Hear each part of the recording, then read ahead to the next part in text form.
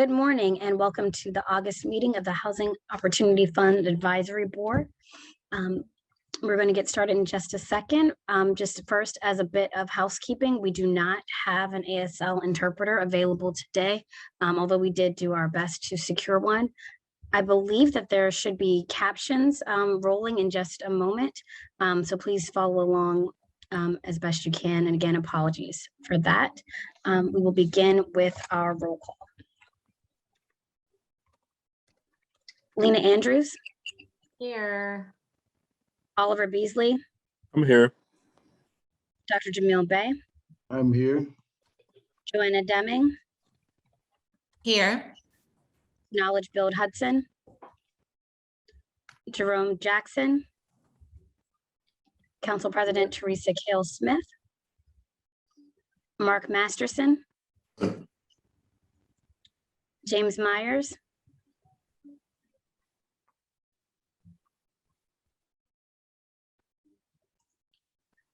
Dr. Paul Spradley.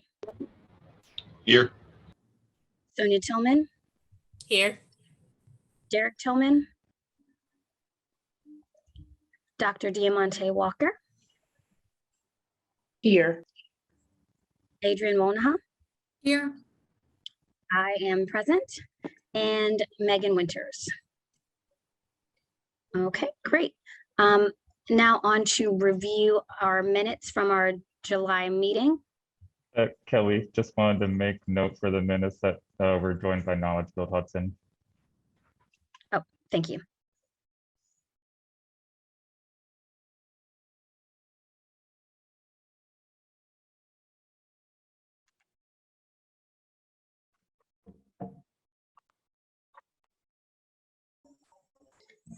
Does anyone want to take any action on the minutes from last month's meeting?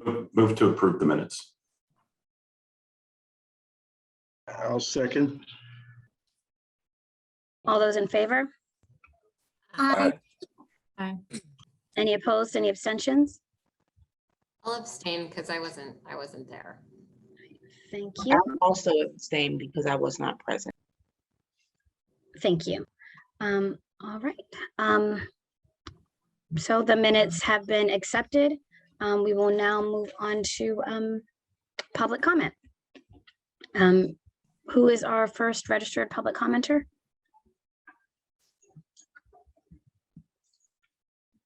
I do not believe we have any registered public comment.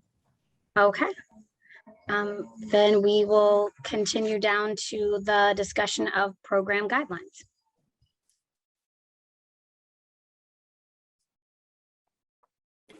Sure. Good morning, everyone. My name's Evan Miller here with the URA, and I'm going to touch on the for sale development program, which in an update of those guidelines and inform the advisory board about it. When the Housing Opportunity Fund first started rolling out programs in 2018, the for sale development program encapsulated just the HOF funds that were allocated for sale development. And at the URA, there was a very similar program, almost identical, called the Pittsburgh Housing Construction Fund, known as PHCF. And as over the last couple of years, it's just proven to be an administrative burden for the authority, as well as somewhat confusing for developers to deal with two almost identical programs in separate application processes. So I'm here to just inform the advisory board that we've consolidated the Pittsburgh Housing Construction Fund into the for sale development program and revised the guidelines as such. So none of the affordability covenants or legislative requirements of the for sale development program have changed. The only substantive change to the HOF side of things is that the maximum funding amount per project it was capped at $70,000 per unit, whether it was rehab or new construction. And in these updated guidelines, we've kind of broken that out. And for rehabilitation, the program max is still $70,000 per unit, but for new construction, it's a $100,000 per unit cap. And also standardizing the affordability periods for loans. I believe legislatively the minimum is 10 years. But most of the loans that we were approving out of the for sale development program had an affordability period of 15 years. So that's now just standard across the board. 15-year affordability for loans, and then still any grant funding that goes into a for sale unit is going to trigger permanent affordability 99 years. So the changes to this program are really primarily just bringing all of the URA sources into one program, and that slight change to the program maximum that each unit is able to receive. These don't need to be voted on by the Housing Opportunity Fund Advisory Board, given that it's an existing program with just a revision. They will go before the URA board at the URA's August meeting, and we do plan to re-release an RFP, a rolling RFP in late August that allows for development teams to access the for sale development program in its new form. So I just wanted to update the advisory board on that.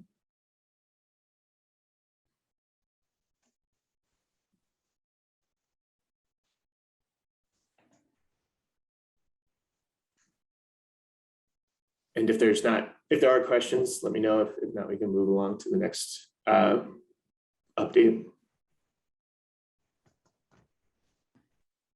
How will the reporting change or any of the communication regarding the impact of the program with regards to this advisory board? I mean, what we would report out to the advisory board would still likely be specific to the funds that are the units that are funded by the Housing Opportunity Fund. Internally at the URA, like we're tracking all of our development and just kind of noting what the source is, but for what we present to the advisory board, it would be specific to, similar to how it has been, it'll be specific to what's funded with the Housing Opportunity Fund dollars. Are there additional requirements that came with other sources of funding that will now be attached to the local source of funds? I mean, seeing as we see on the right, in the right column, CDBG and Home are now part of the for sale development program. However, if a project does not have those funding sources, it's not going to be subject to the requirements that are triggered by those federal sources. So I would say by and large, the requirements that have come along with HOF will stay there, and I don't believe that there will be new things tacked on, unless there was also going to be some federal source mixed in there. But if it's HOF alone, it would still be relatively straightforward for a developer. Do we anticipate blending funds to get to that deeper or longer affordability period across more projects? I'm sorry, I'm just not, to clarify. so clarifying, because there's two pots of money, assuming that now they're one pot, that we'd be able to do more projects. And I'm seeing that there are different affordability periods for HOF funds versus non-HOF funds. And I guess I'm wondering if we anticipate throwing some HOF dollars into those otherwise non-HOF projects to increase that affordability period from 15 years to 99, so that we're maximizing affordability periods in things that we're involved with.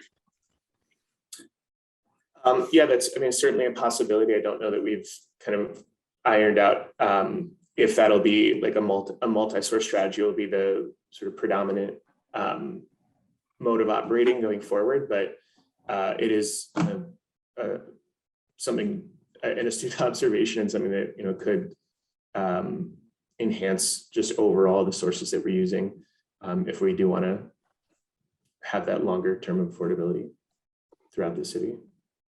Thank you.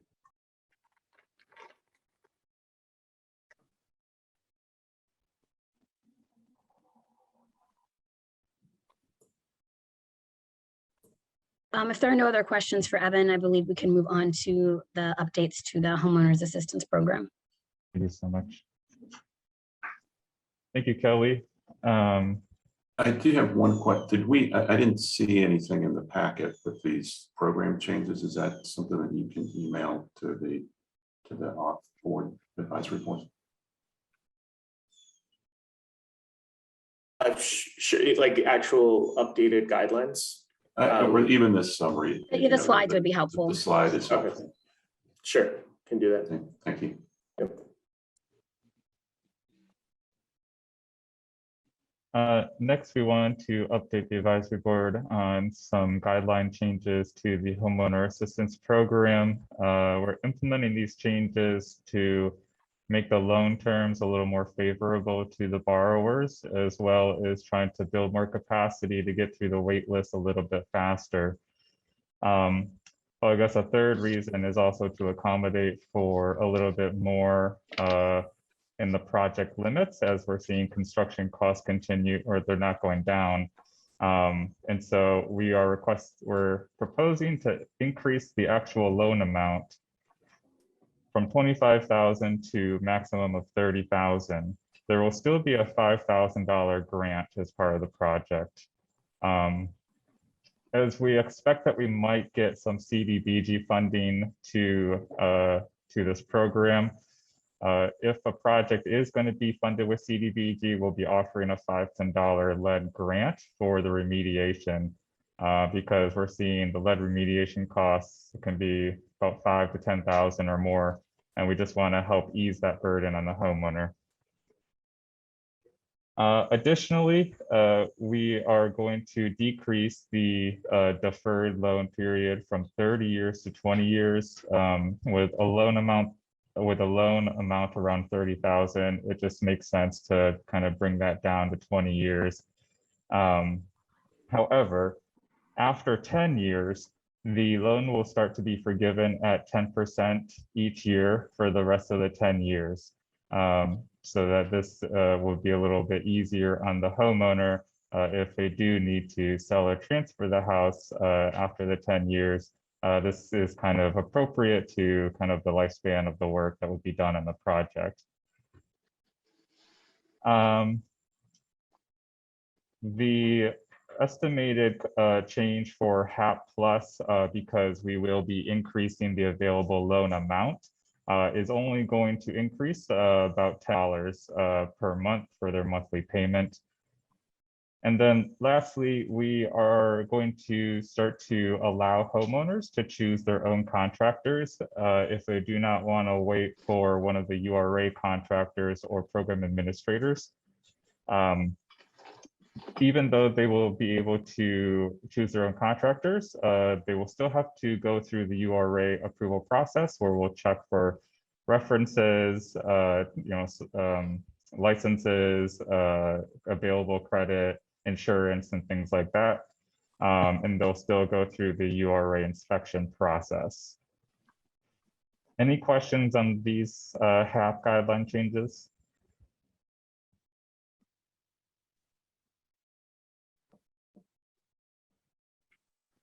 This will take effect as soon as the URA board approves on August 12th.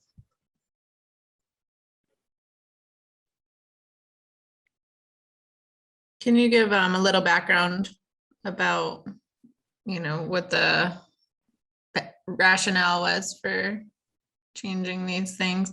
And also, when we change these guidelines, are we including the fair housing lens as well? So for the rationale, like I said, we're increasing the loan amount because a lot of these projects are needing more than the 25,000 loan amount. And part of that is the increase in construction costs. And so we're not even able to do just a simple roof replacement within this amount with the 25,000. That's part of why we're going to increase that amount. For the loan before bringing it down to 20 years, $30,000 loan just doesn't make sense to be deferred for a whole 30 years like a regular mortgage. Considering the lifespan of the work that's going to be done, We felt 20 years was more appropriate.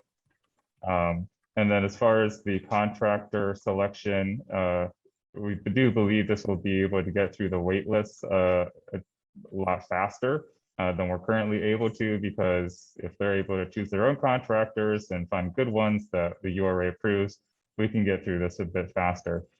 In terms of the fair housing, I'm not sure exactly, what we need to be considering here.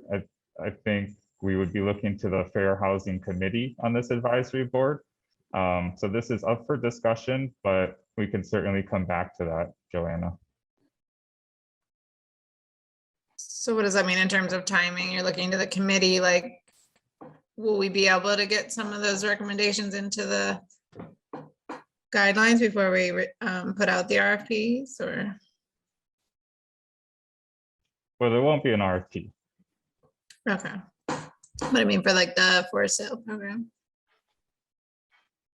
I'll defer to Evan and Shayna.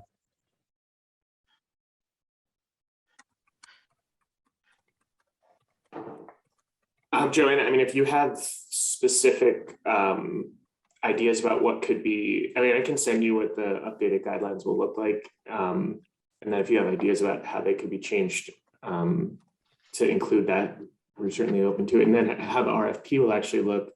I mean, it'll be rolling. We can tweak that sort of as we move along as well, if the committee starts to develop things over the coming months. This is Adrian Wanaha, member of the HOF. I would like to echo Jeremy's statements about increased cost and ability to do even very targeted renovations. Increasing the budget is incredibly helpful. Related to that, I think also as a company who has done projects for the URA through our construction firm, we really are in a deficit for construction providers, especially construction providers that can work on a tighter timeline. So there is an incredible amount of competition across the city for folks to get projects done. And I think allowing for smaller businesses, community businesses to become part of the program, allow folks to have more expanded choice, shorten that timeline is incredibly impactful. So from my own viewpoint, from the viewpoint of the work that Amy Seller does, I think that these are really great changes, much needed changes. And I think it would be fantastic to continue to benchmark cost, both for materials and labor related to those construction shortages in Pittsburgh, and to try to be as responsive as possible.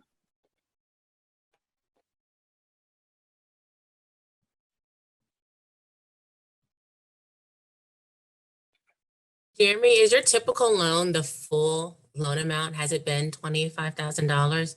I ask because I'm wondering if you have a $10,000 loan, does even a 20-year deferment or 20-year term make sense? I wonder if there's any thought given to that term being shorter if there's a smaller loan amount. I would say a vast majority of these projects are taking out the full amount, and there are many that we actually do waivers to go over that maximum just to be able to do the project. So there's a very small amount that are under 20,000, and then you have the $5,000 grant too. So it's a very small amount of projects.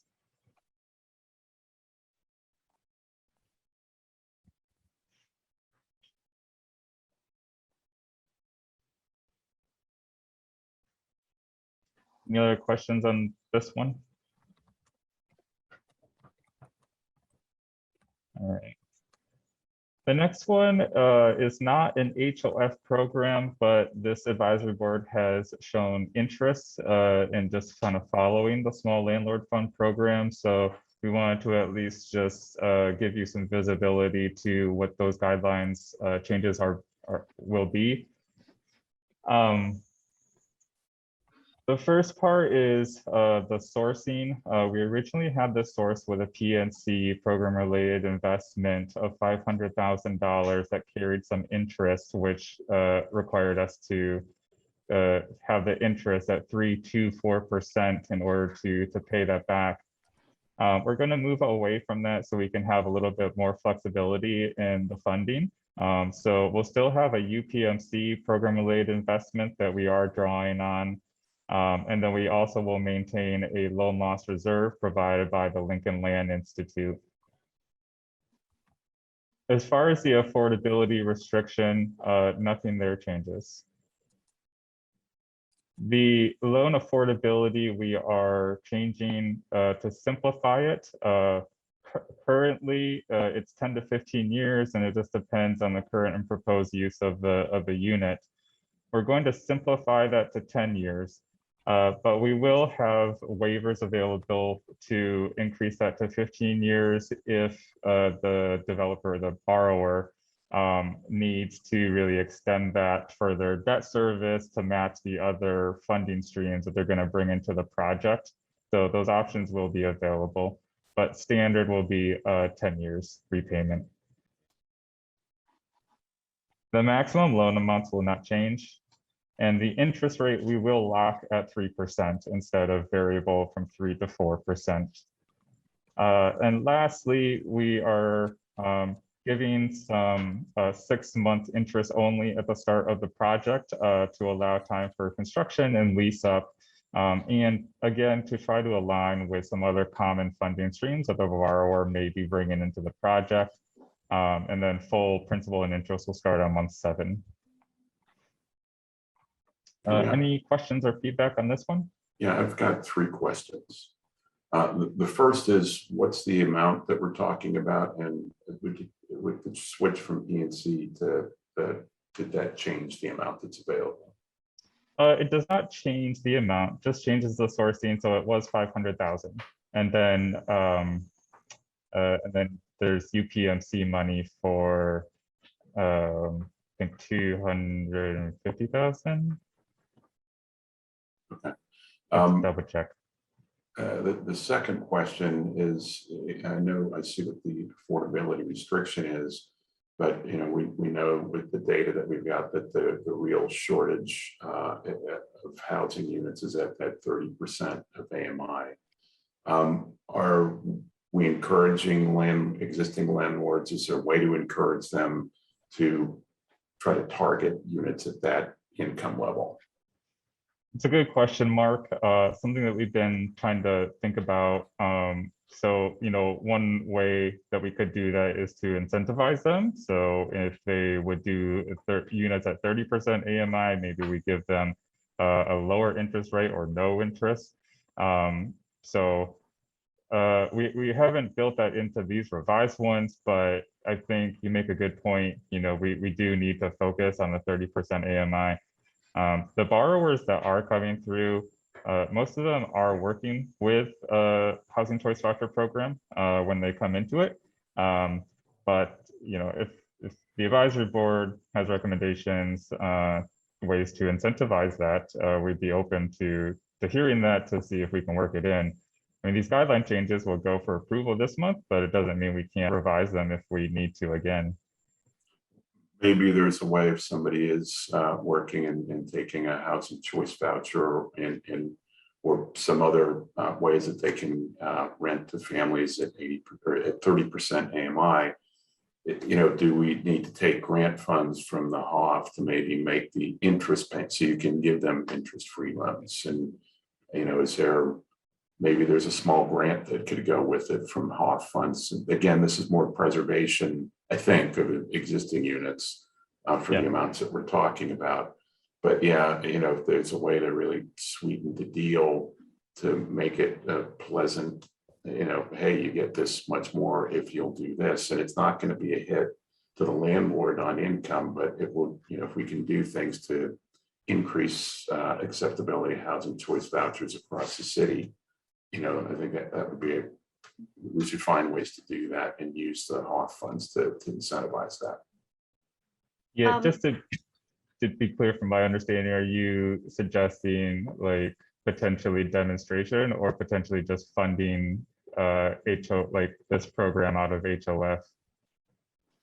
Well, maybe it comes out of the demonstration piece for right now, but that's something we should look at as part of the allocation plan going forward. Okay. I was just going to say that we have talked about perhaps adding some additional HOF sources to this fund to have a little bit more oversight, and then also to bolster its strength. So that's certainly something for us to figure out, best strategies to get more bang for our buck as we do our allocation plan later this month, actually, not next month. It is it is formally August now. But we've also got some demonstration dollars in the budget that we might be able to plug if we can get like a projection about what you think that the need or the demand for that type of thing would be, and how to structure it so that we actually do get folks to more landlords that are not currently accepting housing choice vouchers to start doing that. Do we know, I know we had someone, a consultant come in to kind of update our housing plan or assessment of what's needed. Do we know have a targeted completion date for that? The They Ford's are- Pittsburgh. Is that what you were talking about, Kelly? I don't believe it was Ford Pittsburgh. It was something else, I believe. Jeremy, do you know Yeah. what I'm talking about? I'm sorry, I don't remember the name of the consultant. Yeah, they are working on that. The Tina, please correct me if I'm wrong, but I believe it's HRNA that is updating that report. They are actively working on it. We're providing data to them, so it's in the works. I don't know if there's a target completion date. Okay, thank you. I was just thinking when Mark had mentioned forecasting need, that would be helpful if it aligned from a timeline perspective, but it doesn't sound like it will. And then one final question, Jeremy. What's the usage of this so far? Are landlords using it, or is it still slow, or is it oversubscribed, or? It's not oversubscribed, so we did have a slow period through 2020, but in the last month or two, we've just seen a big uptick in interest in applications. So 3 have been approved, and then another 3 or so are in process that we're working towards closing. I think 1 has actually been completed at this point.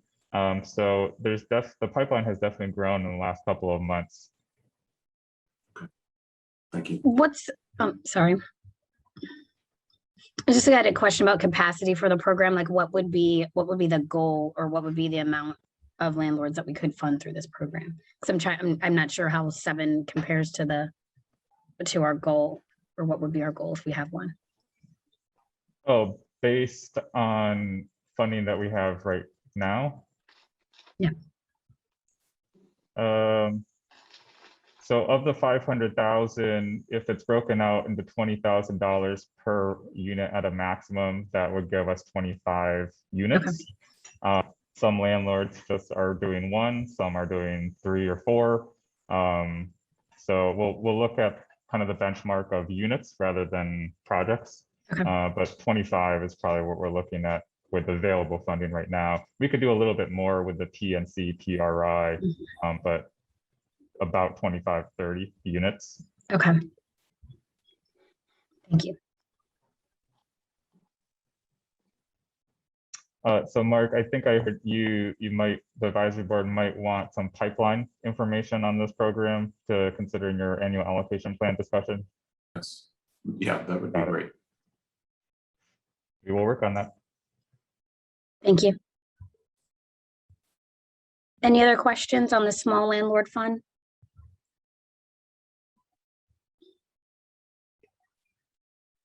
Okay. Up next, we have a proposal from the for sale development program on Camp Street. Yes, good morning. My name is Victoria Jackson. I'm a lending analyst with the Residential Lending and Investments Department. Today, I am coming for you for a request by HB Development for a $100,000 construction grant to fund development costs associated with the construction of 1 affordable single-family home on 3310 Camp Street in the Shenley Heights neighborhood of the Hill District.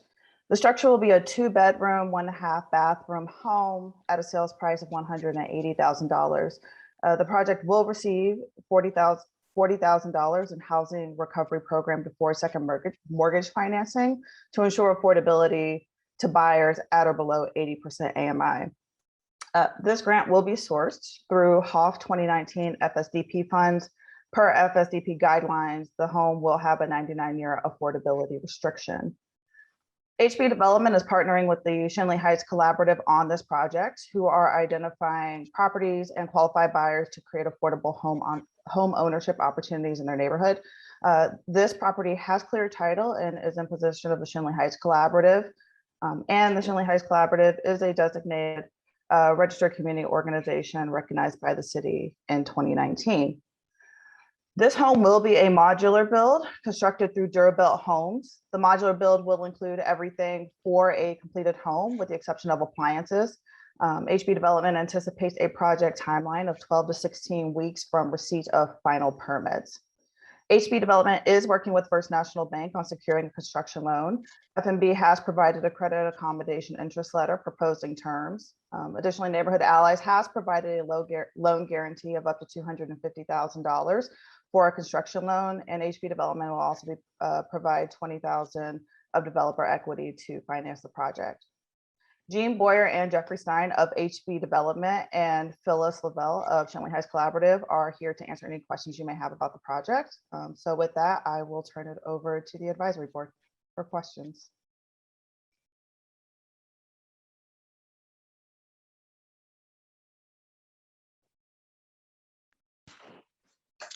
Do we want to shift slides to show the images of the development? Thank you.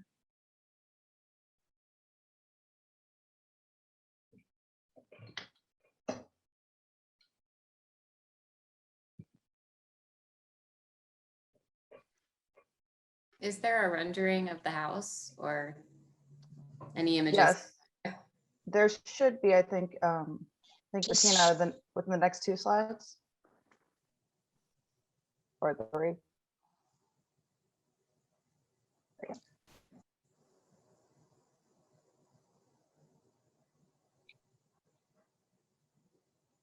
Is Adrian Wanaha speaking? Do these houses, I'm trying to, from the rendering, do these mirror any other of the projects in Oakland that are more recent?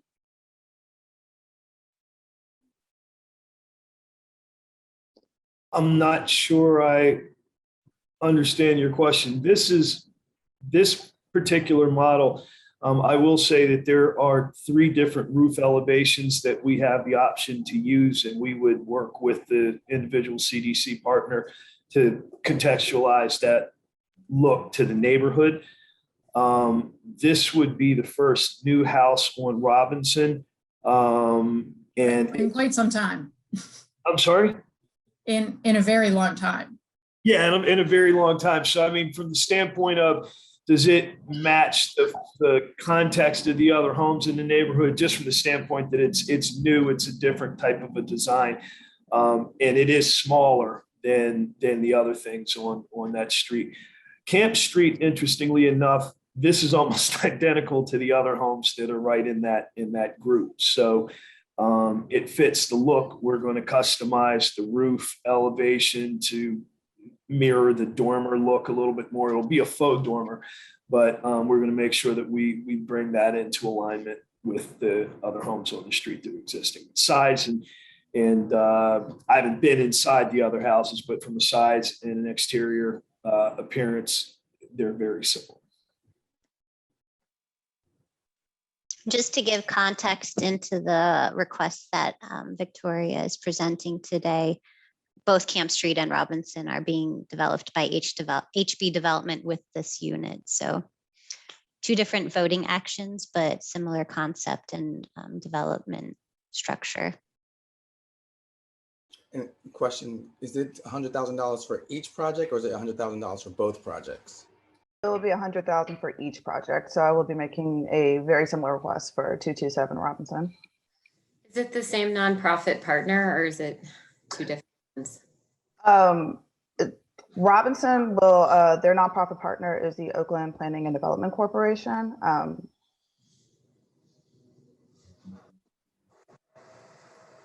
Did you say the total development cost of the house? I didn't catch that. Yeah, so I did not, apologies for that. For 227 Camp Street, the total development cost is $270,000. Excuse me, I said correct, it's $270,500. What's the targeted AMI for the end buyer? At or below 80%. And the targeted price is 180,000, correct? Yes, and they will be receiving a $40,000 in second deferred mortgage financing to achieve that that affordable buyer. Excuse me, affordability for the buyer. Kelly, that second mortgage is not a voting action for the HOF Advisory Committee. It's through a URA program, but it enhances and complements the deal. And I'm sorry, there's 40 in addition to the 180, or the 180 includes the 40? Correct. The sale price is at 180. We'll provide a second mortgage, which writes down the first mortgage to 140, which is what the 80% AMI buyer will be paying on to their first mortgage lender. Okay, that sounds, yeah, it was like 180 seemed a bit high for the affordability we would want to target. That makes much more sense. Thank you. What's the square footage? It says 2-bedroom, but it doesn't say the square footage in the packet. I'm sorry, go ahead, Gene. It's right about 1,100 square feet.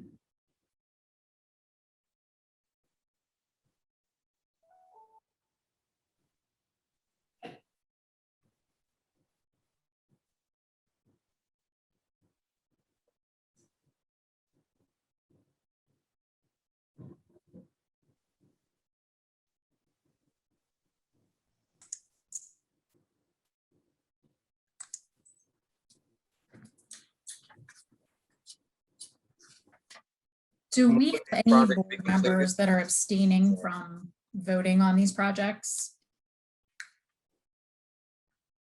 Wait, can I ask another question for that? When would these projects be built and completed? Like, what's the estimate, like the projected time frame they'll be like able to be ready for sale? The intention is as soon as we get through permitting, we're looking at 12 to 16 weeks from start to finish. The actual construction process itself will be much faster. It really comes down to permit review and inspections. If we are already in design and pending approval here, we'll complete designs and begin the permitting process. And our hope is that we get through permitting and we get a shovel in the ground sometime in late September, early October. If we're able to do that, the houses will be complete and ready to put on the market before the end of the year. But it's going to come down to permitting. Sorry, back to the size question. You said 1,100 square feet and that was relatively comparable for Camp Street, but smaller for Robinson, yes? That's correct.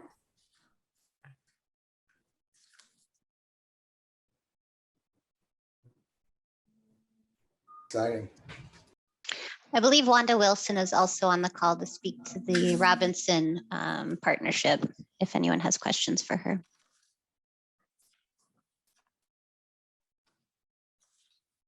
I know Mrs. LaBelle had been having an issue with being able to fully engage in the call. Mrs. LaBelle, are you able to communicate now? I think so. Can you hear me? Absolutely. Okay. Probably the only thing that I would want to share right now is to confirm what you said about Camp Street and the style of homes that are there. Of interest, a long time ago, I actually rented on Camp Street. Believe me, it was a long time ago, but those houses are very small. They're 2-bedroom houses with attics that are really the roof line. So this house, one of the things that pleased me is that it very much fits right into the neighborhood. we've got 3 lots. We're going to start with this one. And I think it will look very nice if we can put 3 houses in that space. So I'm excited. As are we. And this is Wanda Wilson with Oakland Planning and Development. I would add that we will include this home on Robinson Street as part of the Oakland Community Land Trust, which will mean that through the land trust, it will be, that's our vehicle for making it permanently affordable and permanently homeowner occupied. And we have a house right next to this property that's already in the community land trust and another house across the street that we're finishing renovations and will be available for sale soon. That'll also be in the community land trust. So it's a nice node there in that part of Robinson with community land trust homes. So, and we have 3 other community land trust homes on other blocks nearby in West Oakland as well.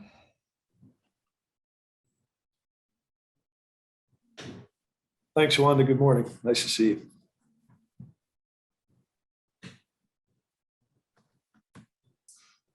And just as a general comment, speaking on behalf of Jeff and I, we just appreciate the opportunity to partner with these community nonprofit groups to, increase the opportunity for people to own homes in an affordable way.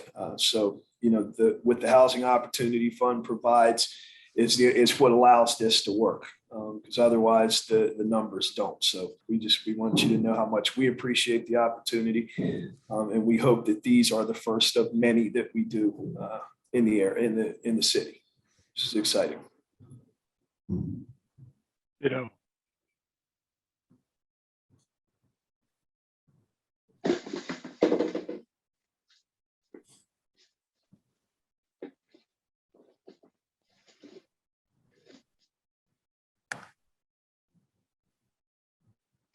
Is there anyone that needs to abstain from a vote on this? I'm sorry.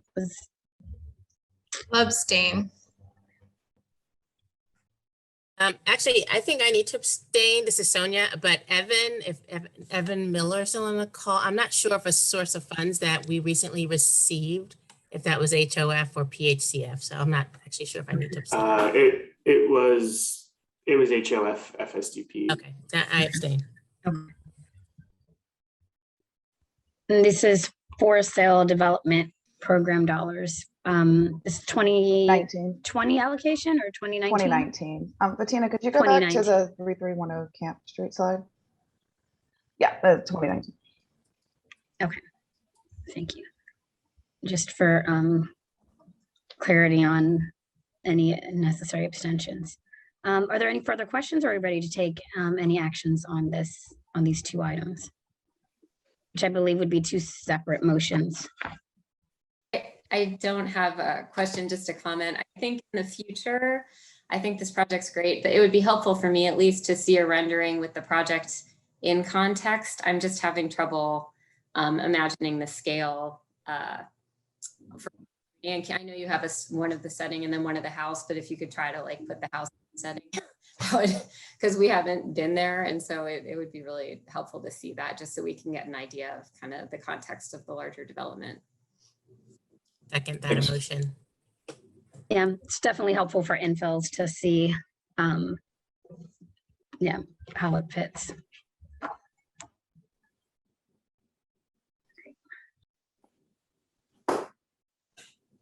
Bettina, can you go to the action item slide so we can get a motion?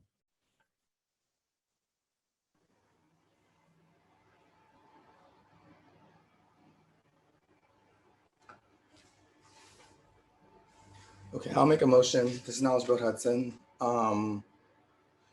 for 3310 Camp Street to use $100,000 of the for sale development costs located in Upper Hill. I don't know if I said that right. Do I need to do that again? Sorry. Okay, I'll do it again. I'll make it. That was okay, Jeremy? You said it was okay? Okay, cool. Thanks. I'll second that. Morning, Dr. Bay. Nice to see you, sir. Thank you for the motion, knowledge. All those in favor? Aye. Aye. We have our abstentions recorded. Any nays? Okay, and moving on to Robinson Street.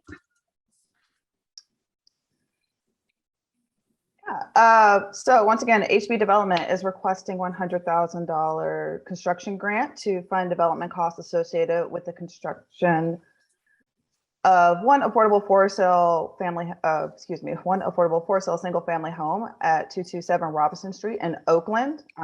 Once again, the structure will be a 2-bedroom, 1.5 bathroom home at a sales price of $180,000. This project will also receive $40,000 in Housing Recovery Program deferred second mortgage financing to assure affordability for buyers at or below 80% AMI. This grant will be sourced through the Housing Opportunity Fund 2019 FSDP funds. Per the FSDP guidelines, this home will also have a 99-year affordability restriction. As mentioned earlier by Wanda Wilson, they are partnering with Oakland Planning and Development Corporation for this project. And this particular lot is held in the Oakland Community Land Trust, which also maintains a 99-year ground lease on that lot, which will help ensure that the property remains owner occupied and perpetually affordable. HB Development will lead the construction. Oakland Planning and Development will engage the community in the project, market the home, income qualify the buyers, educate the buyers about the community land trust, and execute the ground lease. This home will also be a modular build constructed through Durabuilt Homes and will also include everything for a completed home with the exception of appliances. HB Development anticipates a project timeline of 9 to 12 weeks from the receipt of final permits. The financing is situation is the same.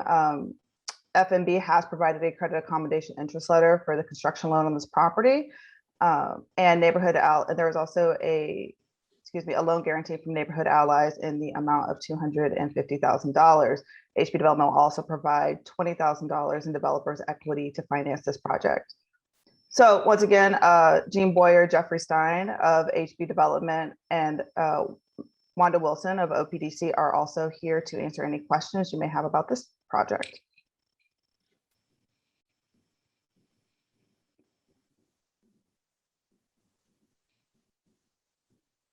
Making this construction period shorter.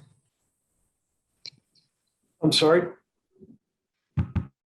Victoria mentioned the construction period for this one is 9 to 12 weeks as opposed to 12 to 16. I'm just curious as to what's causing that. That might have been just a little bit of a disconnect. These projects are going to essentially run on the same timeline.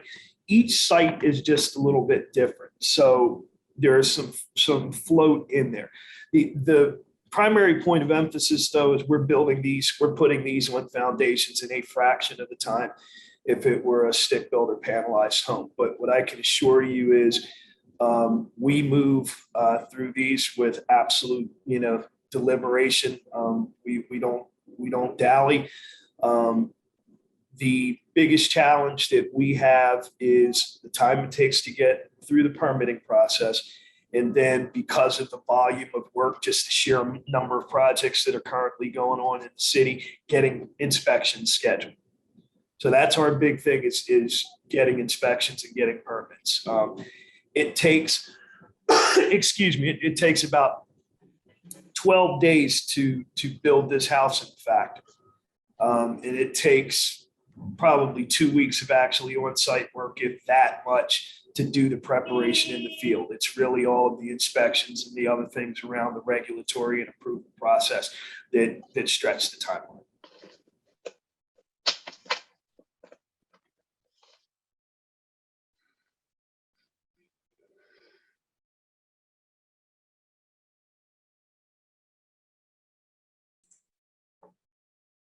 Do you need a motion, Kelly?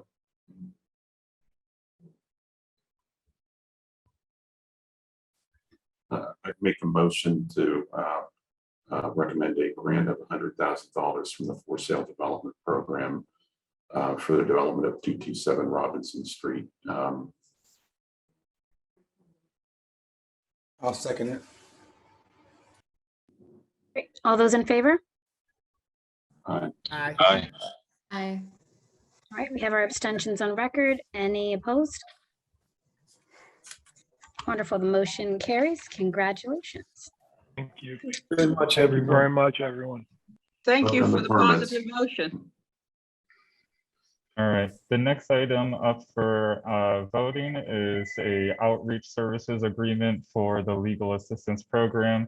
If you recall, we launched this in May of this year. We have received 110 referrals. And so one of the components that we need is outreach to help get the word out and connect people to the program in need. So Rent Help PGH has been involved. They are the coordinated entry provider for this program. And they already have been doing some of this outreach themselves to try to get the program there. We are proposing the outreach services to compose of mailers, which they already have been sending, phone outreach, and really targeted in-person outreach. We do have some representatives from Rent Help PGH. If you do have questions about the specific services that we are proposing.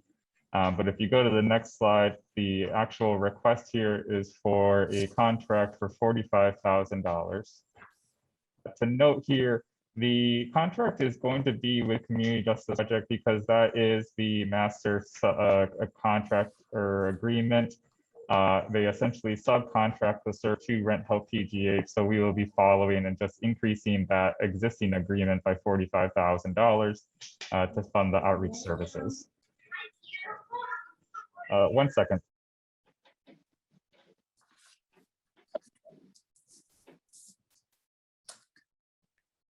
Are there any questions?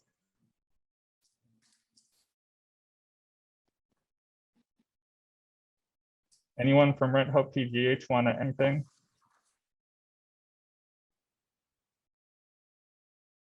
Sure, I can jump in. Hey everyone, good morning. Swain Uber. I technically work with Community Justice Project, but I'm a part of the Rent Help PGH team. We're you know, I don't want to say we're excited to do this work. Well, one, because we're already doing a lot of it, but two, just it's not exactly the happiest type of work, but we do have a pretty unique system, unique in the nation actually, in terms of being able to scrape all of the dockets that are filed for people facing eviction. So essentially we have a list of everyone within the city limits of Pittsburgh who have been filed upon for eviction proceedings. And we are able to, through a second complementary program, which engages with the actual magisterial district judges themselves, to receive the complaint forms, which include addresses and other information. We're able to make better attempts at contact.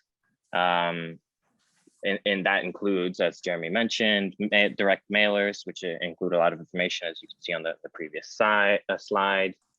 We also, through phone lookup attempts and outreach, try to make phone contact, although that tends to be a slightly lower margin of success, although still significant and makes a big difference. As a lot of people, you'd be surprised, don't even know that they have a hearing, maybe the next day or the next week.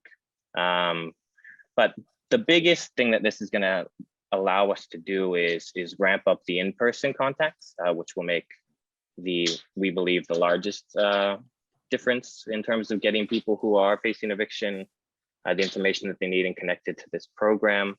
Obviously, we know legal assistance can be the difference between losing your home and not. So, you know, in a city of Pittsburgh where this program is available, we want to make sure that as many people as could benefit from it do. So we know that the in-person outreach is key. We've had some limited success with it already. Just the capacity has been the main constraint, and this will help us kind of get over that hump and have a pretty strong program within the city of Pittsburgh, which is exciting. Anything? Any questions for Advisory Board? Yeah, what's the impact going to be? I guess it's a dumb way to ask the question, but with the eviction moratorium that's off again, on again, what are we expecting to see? And I'm trying to get a sense of how much, what resources are out there to help families not lose their homes in a pandemic. And are there things that we should be really focusing on as a HOF board to try to stem the tide of what's going to happen? I mean, Mark, you're opening up a pretty big can of worms, but I think in terms of what is the biggest resource out there right now, and Jeremy, obviously you can chime in on this as well, but it's the Emergency Rental Assistance Program that's run through Action that both the city and the county have provided. There's tens of millions of dollars to pay back rent. Obviously, this sort of legal assistance program that the URA has, and the HOF have provided and set up is a godsend. People within the city have a much better chance of remaining housed than people not in the city, just because of this program. So that's a pretty significant thing. Not that I think you all should pat yourselves on the back to some extent, because I think the city is leading the way on this, and I think it's already making a big difference in people's lives. Yeah. But yeah, go ahead. The ERAP program is going to be the main program that we need to direct people to get the assistance through this COVID. So the county's done a good job with their outreach, but the legal assistance program is going to be all that more critical for people to get legal defense through their eviction cases, but also just to try to prevent it from getting to eviction by taking advantage of mediation and the limited legal assistance to get some legal consult to just figure out what their rights and options are. So ERAP and this legal assistance program. And I also want to, I know that Action Housing and Pittsburgh United have requested from the court, from Judge Clark, that the eviction moratorium be continued. And again, I think that there's going to be a lot of court challenges to the federal piece. It's important. And maybe that's something, it's not within our purview as the Housing Opportunity Advisory Board, but maybe the city and the URA can look to join in. I hope that they're able to find a way to do that, to lend more weight to that. Just for folks. Email. Oh, go ahead. I got the email yesterday. It's all forwarded to URA leadership. But yes, Mark, that would be a big step.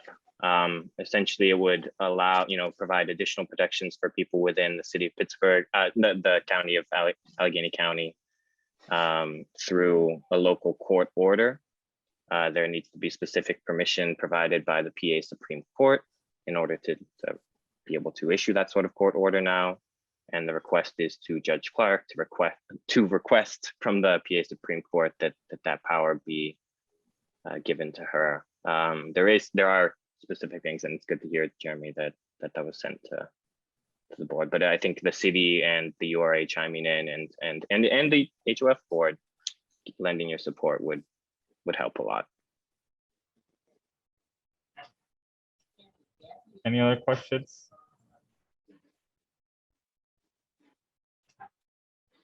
Can we get a motion?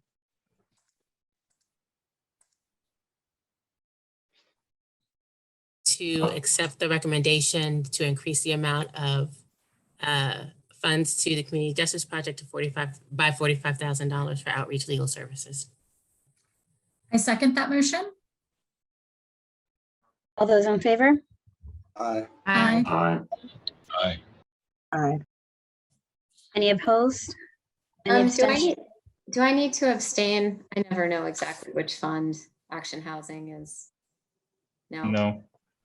Okay, that's good news. I'm in favor then. So no abstentions, it seems like. All right. Here we go. Thank you all. All right, motion carries. And Kelly, is there anything, you're an attorney, so Is there anything that we can do as an advisory board to urge or recommend that the city and the URA and/or the URA? I'm not sure if we can make a motion that would recommend that they also lend support to the local order that's being considered, being in process with Judge Clark. I think we could draft a letter of support. Perhaps, it's not binding, but just I think that would be, I guess, the extent of what we could do would be to draft a letter of support of, for this effort, as part of a global solution that we're towards sustained affordable housing in the area. Perhaps we could ask that something like that be generated or generated ourselves, and see if we could sign off on something to that effect. I believe is the extent of what we would be able to do. Well, I guess how would As an advisory board, not as the broader Right. URA, because we're can we make a motion now, or should we do that, or how do we go? How would we actually go about doing that? So if somebody on the advisory board wants to draft it, we can do that. I think we could request, I believe, Jeremy, try to make eye contact through the computer, that something that they give a stab at it. But I think that would be a motion, but we would need to just specifically say how we're going to get that done so that it would be done in a timely fashion and not something that we're reviewing next month, how to get it done. This is Diamante. So I've not yet seen the communication. I believe Jeremy said that he's going to forward it to me. So once I've received that, I'll take a look at it, and then we will commission staff to see whether or not we can get a draft of something circulated to the advisory board. However, if the advisory board would like to draft your own language and send that over for compilation by the URA, we're also happy to do that.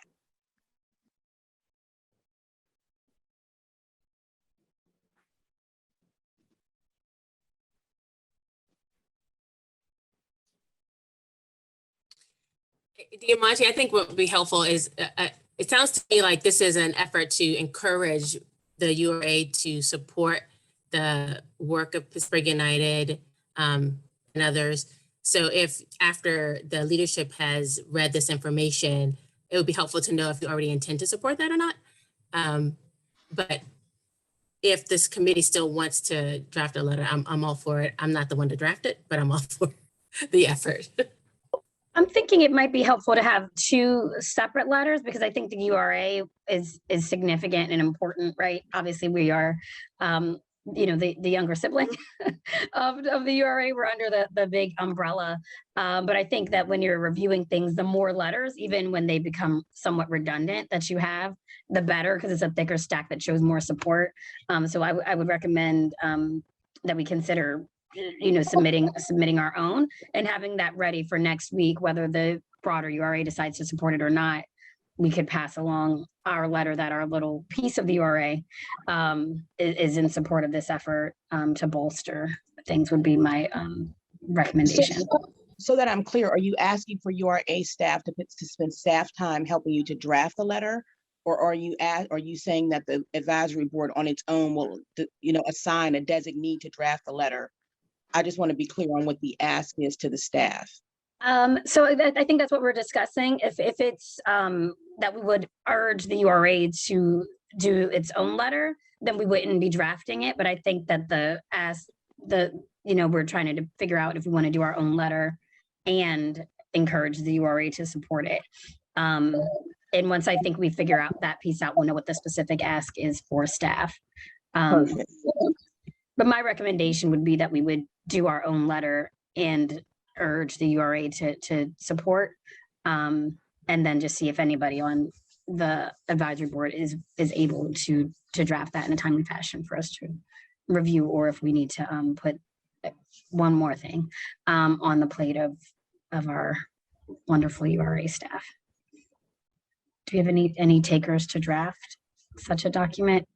And or do we believe that that we should do both and?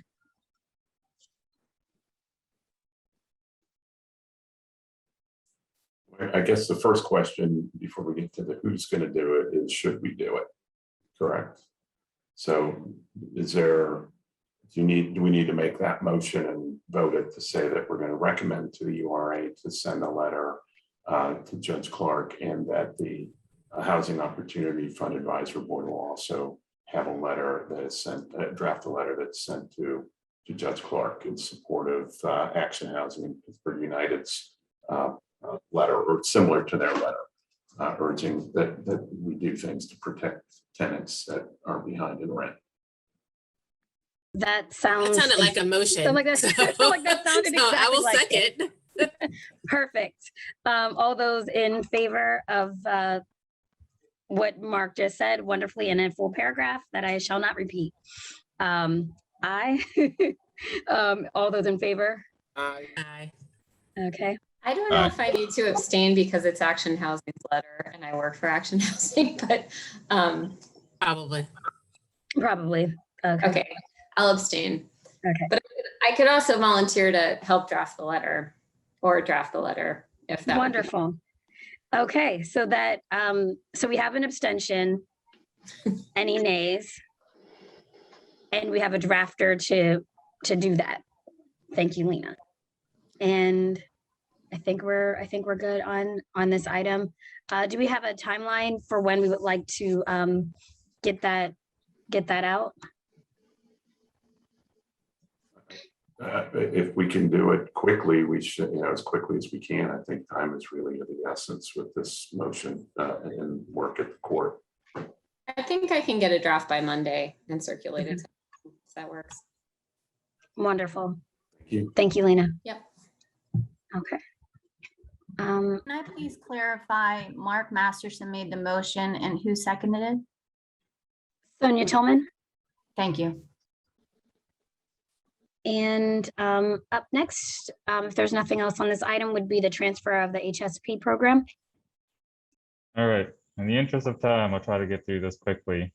We had discussed with the advisory board in June, July. We also had a special session regarding the transfer of housing stabilization program to Allegheny County Department of Human Services. Today, we're just seeking authorization to enter into the cooperative agreement to actually make this happen. Starting Sunday, August 15th, the HSP program will be put on hold. So after that point, we will not accept new referrals for the last 2 weeks of August. That will allow the current providers to finish up the pipeline that they are currently working on, and allow the URA to work on the transfer of the existing clients on the wait list to DHS, so that on September 1st, the new program starts with DHS and the Allegheny Link. As a reminder, the coordinated entry will be transferring from United Way to Allegheny Link. So DHS will become the administrator of the program and inherit the existing HOF contracts. Important to note here that this is just for the HOF money. The CDBG, CD funds are not transferring. DHS will assume the allocations of the HSP funding, including the 2021 allocation, which is yet to be awarded. But they will come back to the advisory board for those funding recommendations. Next slide. The total value, maximum value of this cooperative agreement will be no more than $2,086,391. This will vary because we do need to wait until the middle of August to get all of these invoices back from these providers and get them all caught up so we know what the actual balances are, but this would be the maximum. So at most, it would be 1.7 million for the existing balances of HOF contracts with the service providers. DHS will also get 10% of that balance to be transferred for administrative funding. And then they will also receive $160,000 because they did need to build out their IT systems in order to accommodate the program and ensure that we have the same level of reporting that we can bring back to the advisory board. That also includes the referral system build out with Allegheny Link. So once the advisory board approves this, this motion, then we bring it to the URA board next week. Once they pass it, then we just work on contracting for the rest of August and the last 2 weeks of transferring all the clients over. So that's a seamless transfer. And September 1st, we resume referrals again. Any questions? We do have representatives from DHS on the line in case there are any questions directly for them. Is there a reason that the CDBG funds are not going to be a part of this? That was a decision by city OMB to not transfer it with that. I think they're still trying to figure out what the plan will be for those funds, but we did not get the go ahead to transfer it with the program.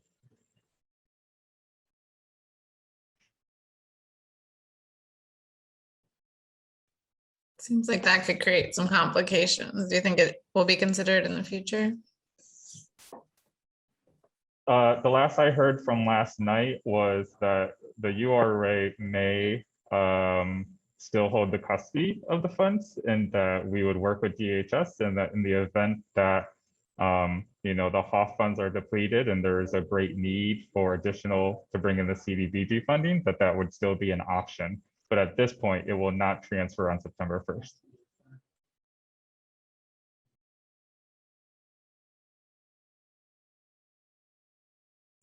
Does city council need to approve that sort of transfer of CDBG funds? If it was going from the URA, it would kind of go back to the city and then to DHS.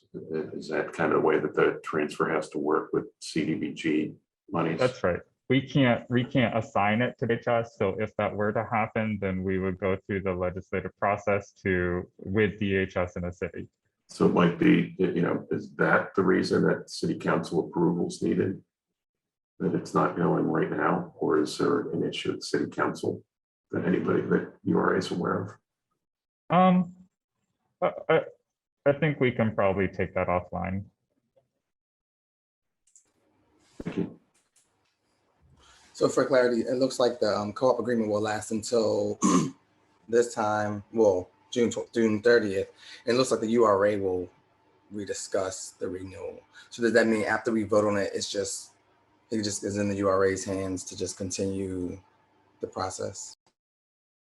Yeah, so we wanted to just have at least that end of summer to just evaluate, things going well. Do both parties still want to do this, and just continue? At that point, if everyone agrees, it would just go on auto renewal. But doesn't mean that the advisory board won't have any feedback to say. Jeremy, what's the 160 for IT and referral system build out? What specifically is that? Because they have a system set up, correct? That's one of the big reasons for transfer. Yeah, does Andrea or Abby want to take that question? Sure, yeah, I can. So we do have a referral process already in place in our IT system, and we needed to build in specifically the URA's assessment piece for prevention programs, and this is a one-time cost, so it won't be needed in the future, and it's already implemented and operational and working very well. So it is in place. It'll be in place on September 1st, and we're ready to go. I'm not sure I understood what, maybe I'm not a tech person, so maybe, Me neither.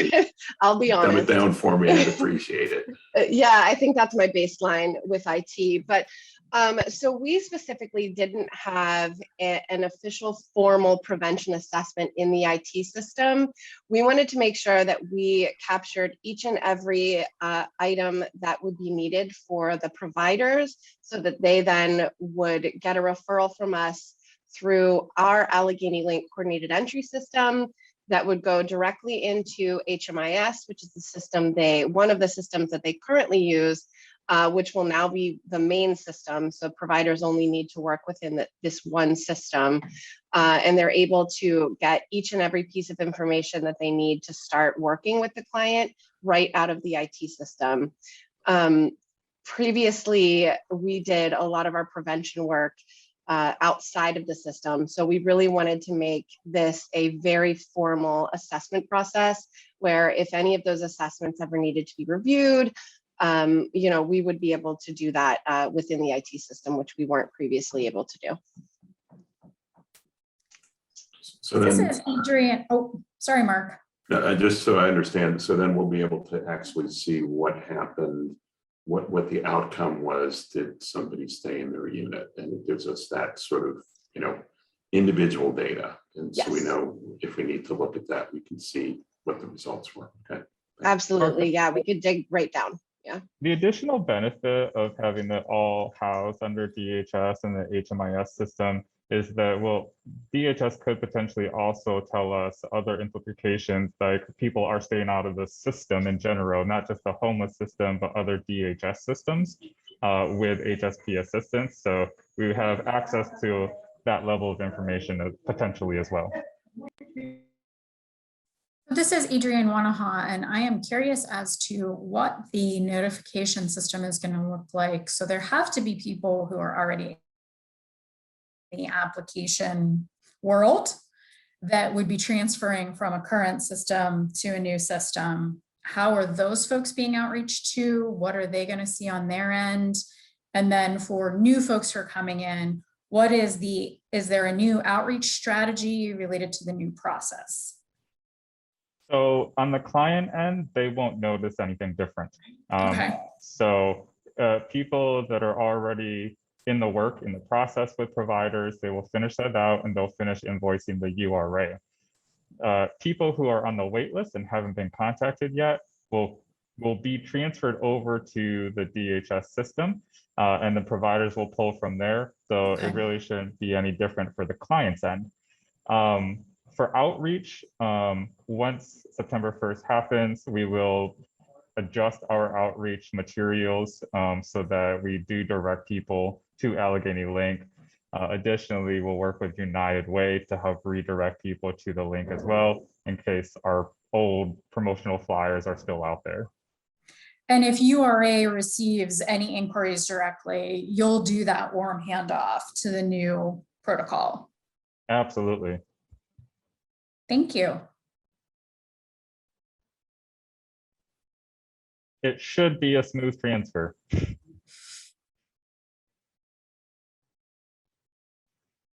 Any other questions?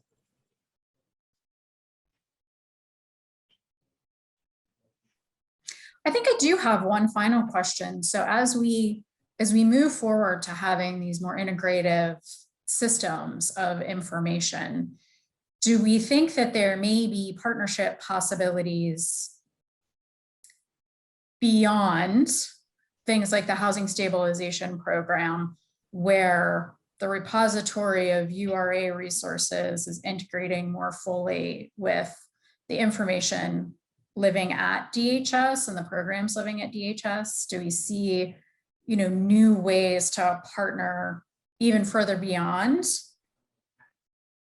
direct contracts or direct funding to a specific entity? And I'm thinking, really through some of the programs that are related to home ownership and, development. Do we have any plans or thoughts about just that deeper integration of information program resources between entities like the URA and DHS?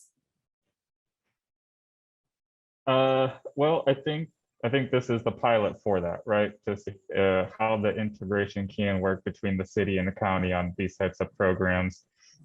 So, the legal assistance program will follow this a little bit later. And so that's just continuing the integration of similar services where they should be, right? The URA is not a social service agency, so we want to just kind of make that integration. Regarding the other programs, like for the home repair, we So we do work with the Economic Development, ACED at the county level, on coordinating their programs with ours. So it's a start, but I think your point is well taken, that as we transition, the URA transitions into more of a focus of home ownership, there might be some opportunities to look at some more collaboration and possible integration to maximize outreach and impact. I don't know exactly what it'll look like, but I think there could be some opportunities. This is Abigail Horn with DHS. I just want to, responding to Adrian, because what I heard, Adrian, you say isn't even necessarily about integration of like the services themselves, but rather the data to be able to track outcomes. So yeah, yes. So and on connections. Right. Yeah. And I mean, so as you know extremely well, we are always happy to discuss data sharing agreements with organizations. So if the URA or, specifically HOF was interested in sharing their data, putting it into the DHS data warehouse, we could then run all sorts of outcome data for you in terms of the people you're serving, even if we have nothing to do with the service itself, does not matter. We get school data, we get jail data, that sort of a thing. The other thing you guys could also think about, if you didn't want to make it a, ongoing data integration, even just like a one-time run, we always are happy to sort of do that with organizations that want to look at their client outcomes. So it's a great question, Adrian. Thanks, Abby. And I think that will be one of the things that's very important as we have our deeper fair housing conversations. I think really working closely together and looking at the massive amounts of data we have across Allegheny County and certainly in the city, that there would be some great opportunities for us to do some partnerships to look at and massage a little bit more deeply some of the questions that we're having, both about social determinants and how we create housing that's more responsive through a health lens. And then also as we're looking at fair housing opportunities, the projects that we're doing, the areas that we're doing them in, the groups that we're targeting for outreach, I think that there could be some really powerful partnership there.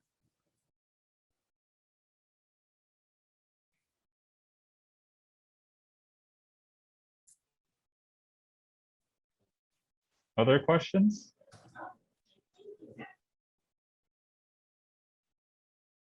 Or a motion? I recommend that the HOF enters into a cooperative agreement with Allegheny County Department of Human Services to administer the Housing Stabilization Program. The maximum value of the cooperative agreement will be $2,086,391. Second that.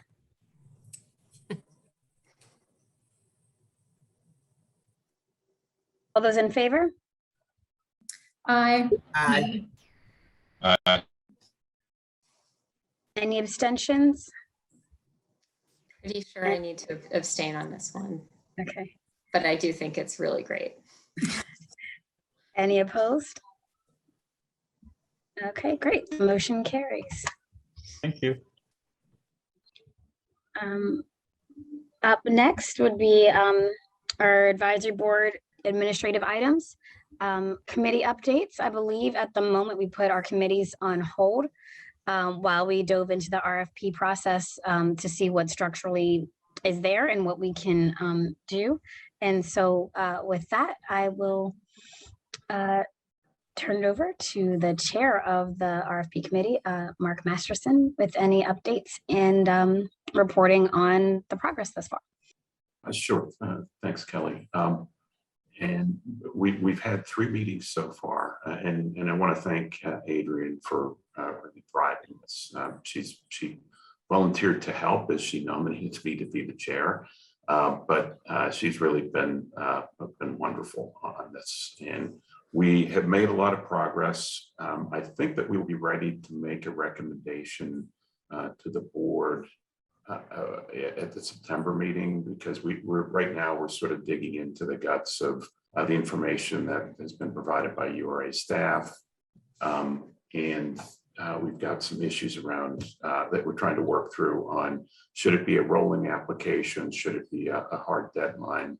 And we also have some things to look at where P4 might have been the metric that was being used, and we're looking at maybe changing that to have something that's a little bit more universally followed nowadays, and maybe a little bit more relevant to our work. We also want to do some things around fair housing, and to be sure that that is also something that's taken into consideration in all of these applications, because it's going to be a competitive process, and trying to do this in a way that isn't killing the applicants with a lot of extraneous data points, trying to make it maybe a little easier to apply for the funds. So we should have a recommendation for the advisory board for the September meeting. And Kelly, you're sort of a participant in all committees in a way. And I don't know if you or Adrian or anyone else in the committee has anything to add to that. Lena, also, I don't think you have to abstain. Just that the committee's been hard at work. Those 3 meetings are since our last meeting 1 month ago, to try to really get this going and get in front of the 2022 allocation plan, so that we are, telegraphing and really getting, just rolling it out with our 2022 plan, what those new requirements and application process are going to be. The URA staff has been really phenomenal, per usual, in terms of getting us what we need and conversing with us about how it works, so that we really do fit nicely into the landscape of what's available to developers, as Mark said. So I'm really pleased with the progress that this group has been making, and the dedication to, again, meet 3 times in between these monthly meetings, and really get in the weeds here. So that's all that I would add. And we will definitely make sure that we get materials out in advance, so that board members can take a look, can digest, can think about, process, and so that we can have that nice, rich dialogue and be able to do some decision making and finalization when we come back together.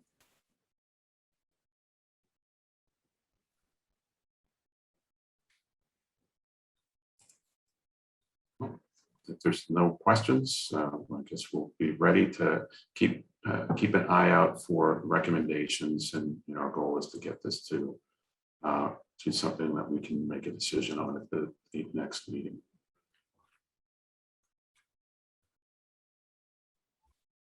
Great. So one thing that has been a perennial topic is marketing and outreach. Tooting our own horn as the Housing Advisory Opportunity Fund for all of the wonderful things that we've been able to do, what we'd like to do, and really working on keeping those communication lines as open as possible. I think we all regularly state that we are one of the more accessible branches of the URA, and really keeping that open and getting as much community feedback as possible, not just with our allocation plans, but as we're developing guidelines, so on and so forth. So one of those things that we've been discussing, it seems that it might be a nice fit to start working on establishing a marketing and outreach committee to do all of those things and anything else that we would want to put into their purview.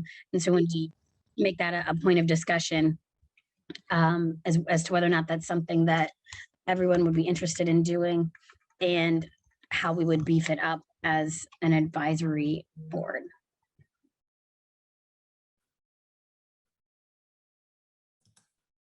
So Kelly, my assumption with that committee is that we would really want to be focused on experts in the community, as well as advisory board membership. Is that aligned with your thinking? Yes, I think ideally our bylaws state that full members have to be members of the advisory board, but the same way with the fair housing, we have Megan Confer Hammond from the Fair Housing Partnership participate in those meetings. I would imagine that we would have similar roles carved out here. Also, we have, I believe, 5 spots on the on our advisory board that are dedicated to be representatives from certain communities. So I imagine that that would be kind of, they would be first up to sign up for this committee to outreach to their specific community, since they are, in fact, appointed in part as liaisons or representatives of those areas. And so I think some combination of that, as well as anybody else on the advisory board who would want to join, would be where we would primarily would be the core of this particular committee. And potentially, as we did with the Fair Housing Committee, really, have a kickoff to get that, expertise and input. Seems like it would be an appropriate way to move forward. I think that transparency and engagement, it's very disappointing today to see that there's no public comment. I think we want to just continue to make sure that we're engaged, we're listening, we're looking for that representation, we're throwing that, net very, very wide, and really depending on, expertise from communities. I think this is a fantastic board with incredible skills and insight, and certainly we can each speak to communities in which we're engaged, but also just making sure that we have a lot more of that deep, rich community engagement where we don't become insular in our conversations is going to continue to be something that's just critical for us. And I think, especially now as we kind of, I think, not just us, but society in general is kind of holding our breath to get to the other side of COVID, to be able to just go back to having the public comment and people showing up. Yeah. That's not happening right now. So we're going to be in here for a little bit longer, and we need to really figure out how to beef that up to, just kind of emphasize your point. I too was disappointed that we didn't have any public commenters participating in the call as well.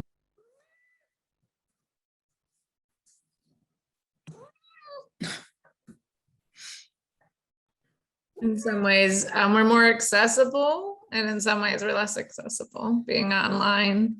And a lot of it comes down to outreach and people understanding, where to plug in, right? And how this is relevant to them and how it's personal for them. So I think especially as we get to the allocation plan, right? That's a critical piece where we're going to want people to be engaged and helping with that process. And I know that we're doing that, but also inviting people to this meeting would be a good piece of that.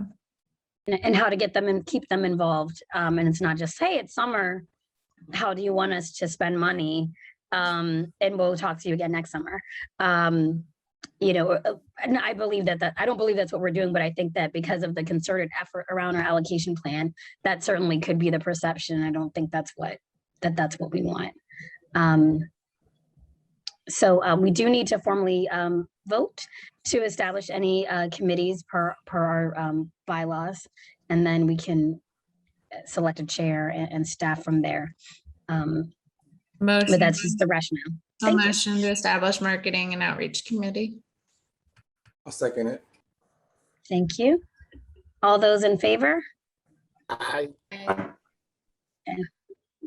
No abstention. I suppose you could abstain, but not for conflict of interest, but for deep moral reasoning against public comment. So any abstentions? Sorry, I've gone a little long, so now I'm getting a little slap happy. Apologies. Abstentions? Any nays? Perfect. Do we have any volunteers to join this new marketing and outreach committee? Okay, we've got Sonia. This is Paul. I'd like to consider to be on that committee. Perfect. I'm interested as well. Joanna? I'm interested as a community rep, but I also don't want to take someone else's slot that would be deeply interested. So I also look at it's not just the outreach, it's also telling the story of the HOF and making sure that the taxpayers, folks understand as much as we can communicate with them that this is what's happening with the tax dollars. It's a good thing. And the point of that is that we need more. You know, we know that as we struggle through, you know, how to take scarce resources and try to allocate them in the allocation plan. Almost every other city and region in the country that's had an affordable housing trust fund like this has voted to increase it every time. You know, there's maybe 2 cases in the country where it's gone away or not gotten renewed at a larger amount. So that's my ulterior motive for being on a committee like this, is to look at also how we're telling the story outside of not more money. Could there also be just a more targeted message that's sent out to members that were not able to make today's meeting, that this committee is being established and what its purpose is? I know that it'll be in the meeting minutes, but I think it's also valuable to make sure that folks have it called out as something that we're moving forward on. I think the dialogue around it's important, making sure that regionally and related to different interests and enthusiasms and expertise, that we just get that diversity. And then to ensure that, you know, everyone on the committee is focused on getting that input from our wider community outside of the advisory. Absolutely. We can do a separate call out in addition to the minutes. And we can include that in the communication. I'll be communicating throughout the month as well around the allocation plan meeting. Right. We'll have to have a separate special session on that, so we can both in writing and then in that session call folks' attention to this between now and the next meeting. Thank you. Okay. Any other takers for this in the meantime? Marketing and Outreach Committee.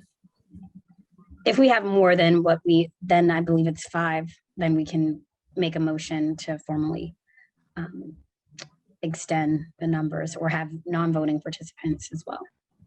Okay, perfect. Any of the above interested in sharing the committee, or do we want to start and select from there?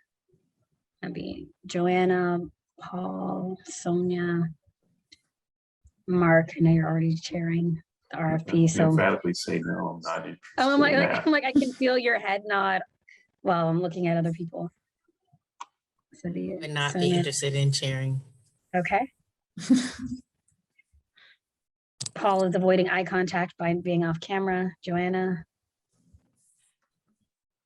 Okay, we will meet first and go from there. Oh, he's back.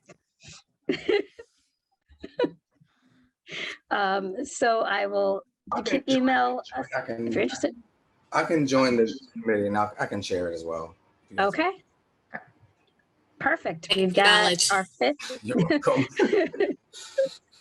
Thanks. All right, we've got our 5th and chair. And again, anybody else who's interested in joining that effort, you can attend and decide whether you want to be a voting member or not, and we can make a formal motion to expand that committee in September. But you'll be reaching out to Knowledge on that. Perfect. Up next, I just mentioned earlier, we will send out a doodle around scheduling for our annual allocation plan. Excuse me, that was unnecessarily difficult to say just now. And that will be the last full week of August. We have the results in from the communities, our public input portion. The URA staff is currently aligning that with their recommendations, and they'll have that for us to review, and then we'll have that special session offline to discuss our plan in advance of the September meeting, so that we can be on track to have that voted on by the URA board and then City Council in the fall, so that it's in place for 2022. So stay tuned for that email. Any questions, comments, concerns on that? Okay. Up next will be the URA staff presenting on programmatic expenditures and impacts. So this Really is quickly actually- before that, Bettina will give a brief update on the survey.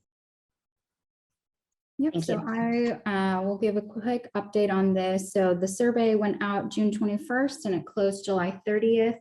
We had partnered with Hilltop Alliance and Pittsburgh United to be consultants for this year to help build awareness about HOF and spread the survey. We had hosted 5 community meetings with the consultants. We also spread the word via social media and paid Facebook ads. We had email campaigns. We did phone outreach and limited in-person outreach as well. We sent targeted emails to community organizations across the city and then also partnered with the mayor's office in Welcoming Pittsburgh to advertise the survey. We had a goal of collecting at least 400 responses and we ended up collecting a total of 488.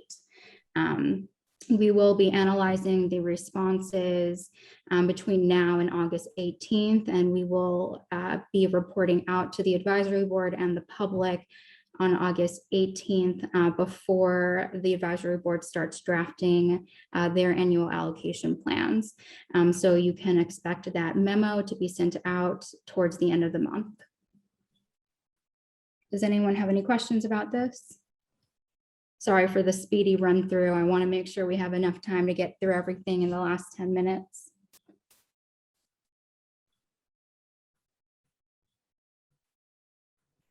Okay. In the interest of time, I think we'll briefly go through these. Just pause for 5-10 seconds. Bettina and advisory board members, please speak up if you have any questions.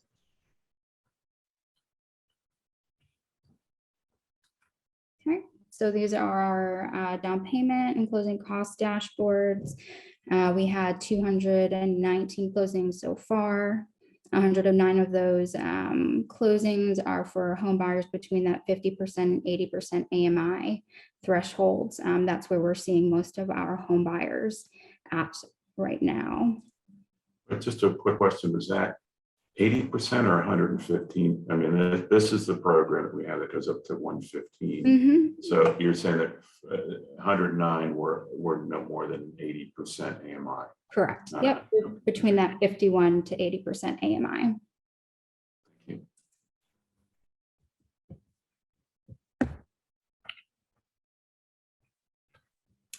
Next up is our homeowner assistance program. We have 234 projects that are either closed or in the process. So right now there are 113 households that are between that 50% or at that 50% AMI. And that's where a majority of our households fall. We are committed most of the way for this program. And you'll see in a couple of slides that this program is highly utilized as always. Jeremy, is there anything else you'd like to add about this slide? Nope. And this is our development programs. Again, this slide just shows the plots on the map. We have 46 for sale development projects and 461 rental gap units so far for the Housing Opportunity Fund.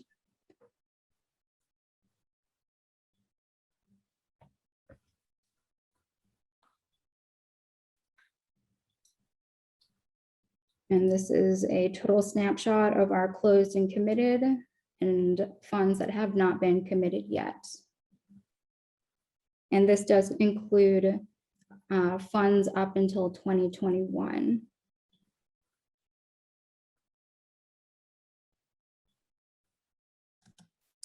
Lathina, this is Adrian. Can we get an update on any of the rental gap projects that are coming close on their closing deadlines for us? Sure, I will defer to Shayna and Evan on that. And it doesn't have to be today, but I think that, it's good for us to be keeping that calendar in mind. Yeah, absolutely. We can provide that in pipeline information as well.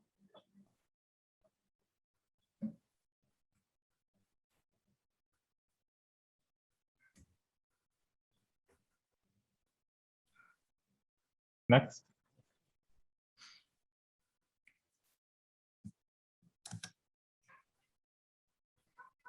This just provides the breakdown by AMI for dollars and units.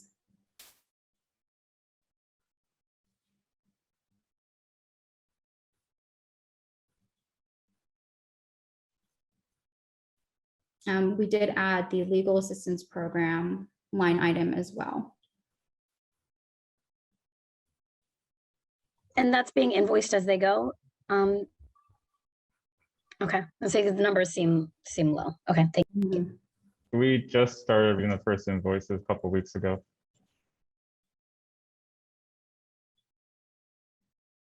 Thank you.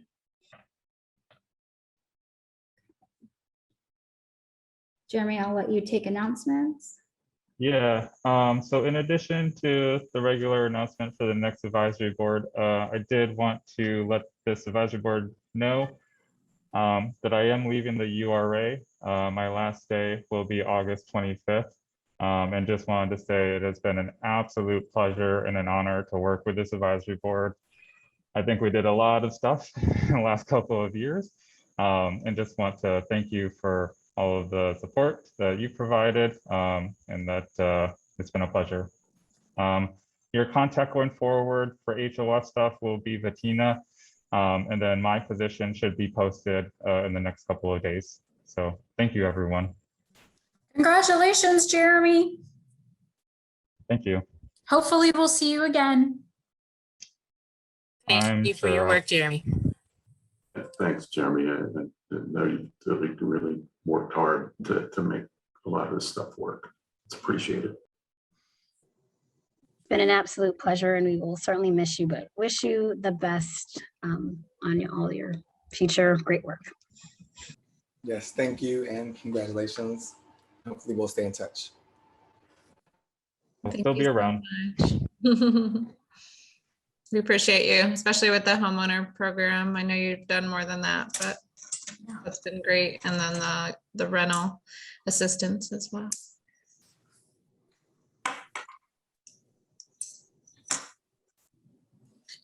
Do we know the status of like who the director, is there still a director of HOF, or it's the Jessica role?